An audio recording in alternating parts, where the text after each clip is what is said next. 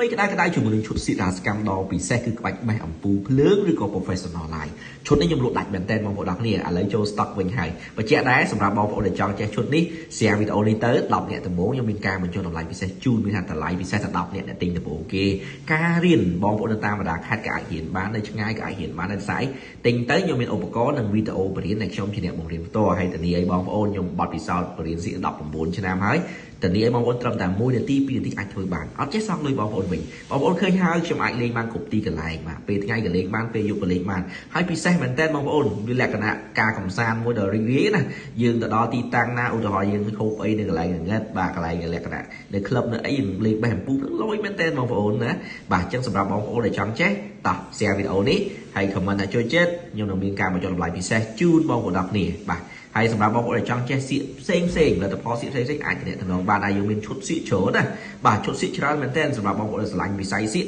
រៀនទាំងអស់គ្នាទុកលេងកំសាន្តបាទអត់ប្រកាន់វ័យណាទេរៀនបានលេងទាំងអស់គ្នាបងប្អូនទាំងគ្នាអរគុណសម្រាប់ការគាំទ្រជាមួយនឹងហាងសៀករាសកម្មរបស់ខ្ញុំអរគុណច្រើន